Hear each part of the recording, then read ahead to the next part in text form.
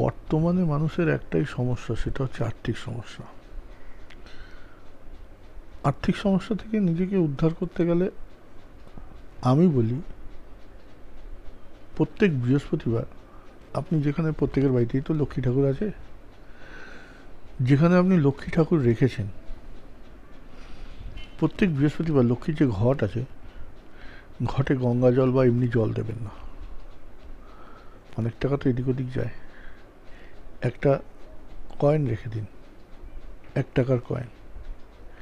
অল্প একটু চাল রেখে দিন, আতপ চাল, সামান্য পরিমাণ। আর দুধ দিয়ে ঘরটা পূর্ণ করে রেখে দিন। তার উপরে শাখা, তার উপরে দিয়ে যেরকমভাবে আপনি লক্ষ্মী পুজো করেন করুন। দুধটাকে তুলসী গাছের গোড়ায় ফেলে দেবেন, চালটা ওইখানেই থাকবে তুলসী গাছের গোড়ায়, কয়েনটা ঘটে থাকবে। রোজ ঘরটা পরিপূর্ণ জলে রাখবেন এবং রোজ যেমন পুজো করেন পুজো করবেন। আপনার লক্ষ্মী আসতে বাধ্য।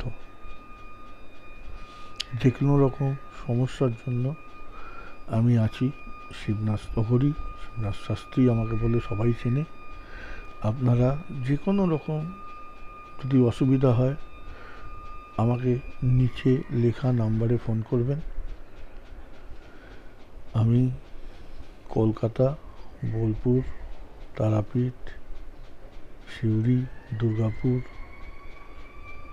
আপাতত এই কয়টি জায়গাতেই যাওয়া আসা আমার আছে। এখানে ফোন করলেই আপনারা সব জানতে পারবেন। আর সামনে শিবরাত্রি আসছে, কী করতে হবে সেটা আমি পরের ভিডিওতে বলে দিচ্ছি।